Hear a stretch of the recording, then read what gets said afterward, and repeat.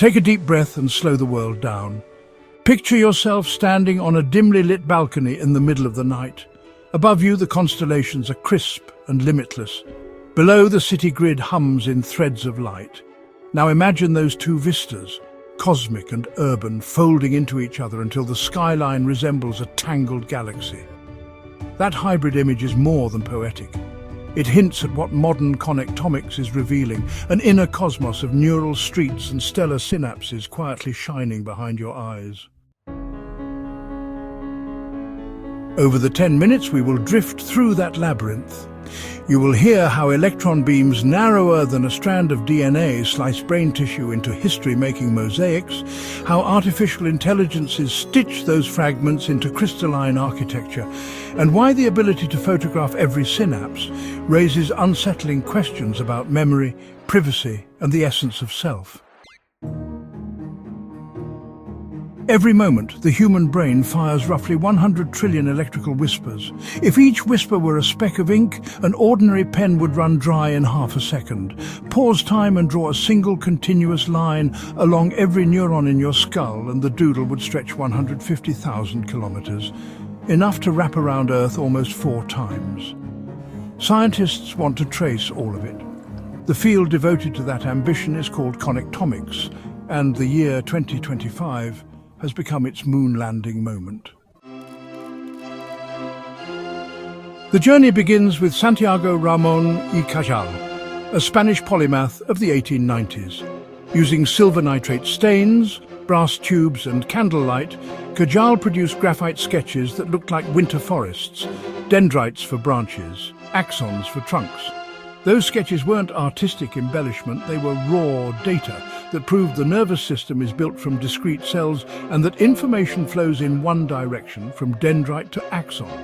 For that insight, he shared the 1906 Nobel Prize with Camillo Golgi, the very scientist whose stain he had refined and then contradicted. Fast forward to the present. Researchers cradle a cube of mouse brain tissue scarcely wider than a poppy seed. Inside that cubic millimeter reside more than 500 million synapses, greater than the number of humans who have ever lived. The cube is embedded in resin and placed into a focused ion beam scanning electron microscope.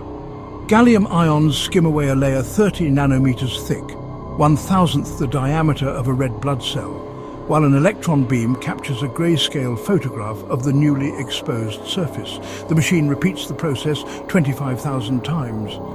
Within hours, a poppy seed becomes 2 petabytes of overlapping nano images.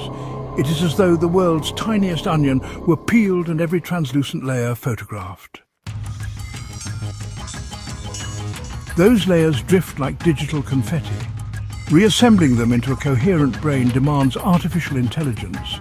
In the early days, graduate students spent sleepless nights coloring membrane outlines by hand, a pace barely faster than Cajal's pen. Then came convolutional neural networks that could detect cell boundaries but hesitated at tangled crossings. In 2023, a transformer-based architecture, descendant of language models, began analyzing volumetric data. It read context, finishing partially written cellular sentences rather than relying strictly on local edges. The newest microns dataset now achieves better than 99% segmentation accuracy. Fewer than 8 of every 1,000 synapses are miswired in the final graph, a fidelity rivaling the best classical atlases. Revelation comes at a price measured in bytes. The processed mouse brain block compresses from 2 petabytes to about 1 exabyte, 1,000 desktop drives. A full mouse brain would require an exabyte of raw data. A human cortex at comparable resolution could swell to a zettabyte, 1,000,000 petabytes, exceeding today's annual internet traffic. Storing such a library is one challenge. Moving it is another. Even the fastest fiber networks would need years to copy a zettabyte. Companies now build refrigerated warehouses packed with hard disks and experiment with DNA strands as millennia-proof archival media. A single exabyte-scale center can draw more electricity than a regional airport. Climate analysts warn that mapping one human brain could offset the carbon savings of 1,000,000 electric cars.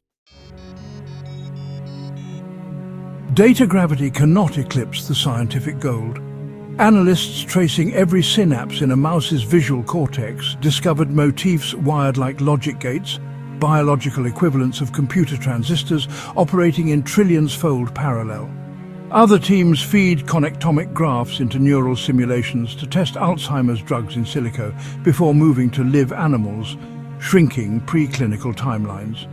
Still others rewind memory formation, watching synapses strengthen along precise pathways after a mouse learns that a tone predicts a puff of air.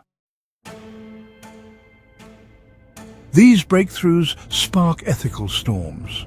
A complete wiring diagram of an individual brain is a unique identifier, a brain print. Could insurance companies demand brain prints the way they now request cholesterol scores? Could law enforcement subpoena a connectomy, arguing that memories might corroborate testimony? In 2024, a California firm asked employees for micro-MRI scans to generate wellness scores. 2 workers resigned when terms allowed resale of their data. European regulators now classify connectomic files as extremely sensitive biometric information, threatening fines that dwarf even the strictest GDPR penalties. Privacy is only the first fork in the road. Next comes agency. Some philosophers argue that a detailed connectomy reduces mind to machinery, while others insist that free will emerges from complexity, not secrecy. History suggests that greater knowledge rarely diminishes humanity's sense of self. The telescope didn't make Earth insignificant, it made humanity cosmic. The connectomy might render us intracosmic, voyagers of inner space. Despite debate, ambition keeps rising. Federal roadmaps fund cryogenic ion beam cutters capable of processing centimeter-scale slabs. European labs refine correlative imaging that aligns structural maps with flashes of neural activity. Cloud platforms release terabytes of data to citizen scientists eager to navigate nerve forests the way hikers explore satellite maps. Still, wiring alone cannot command thought. Electrical signals dart through circuits in milliseconds, synapses remodel over days, hormones drift through extracellular tides, glial cells prune connections like silent gardeners. To recreate a living mind, one must know not only the scaffold, but the moment-by-moment state of every ion channel and every molecule of neurotransmitter. The connectomy is a skeleton. Consciousness is the dance it permits. That dance fascinates technologists who dream of mind uploading. They imagine scanning a brain, converting it to code, and booting consciousness on a quantum computer. Physics does not forbid the idea, yet practical hurdles are staggering. At current speeds, scanning a human brain would take centuries and destroy the tissue in the process. Even if perfected, would the upload be you or a convincing copy? On such questions, neuroscience collides with metaphysics. As the decade advances, milestones loom. A complete zebrafish connectomy at nanometer resolution promises to reveal how brains assemble during development. An awake primate atlas that fuses structure and function is on the horizon.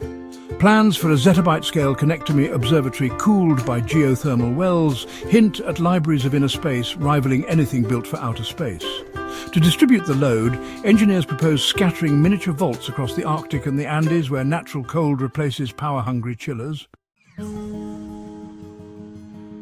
Amid colossal datasets and ethical knots, one truth endures: mapping is not the final answer. Every level illuminated deepens the shadows below. Each synapse harbors thousands of proteins shifting like quantum clouds. Capturing that motion would require computational heft, rivaling the energy of entire star systems. Reductionism and emergence are partners on a Mobius strip, twisting into one continuous insight. So what should we carry away from this odyssey?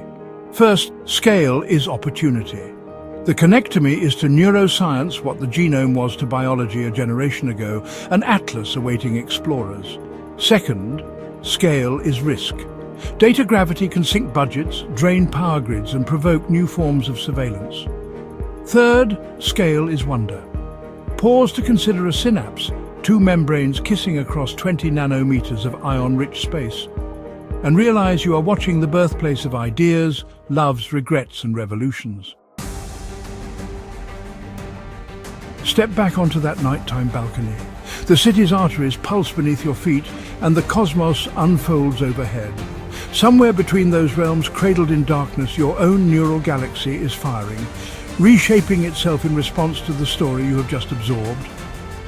New synapses are strengthening. The map is already changing. Call it the flutter of Kajal's butterflies, or the silent expansion of an inner universe. Either way, the frontier has shifted a little further inside, and you are one of its explorers. Stay curious, stay gentle, and remember, the final frontier may not be among the stars, but within the billion-point constellation behind your eyes.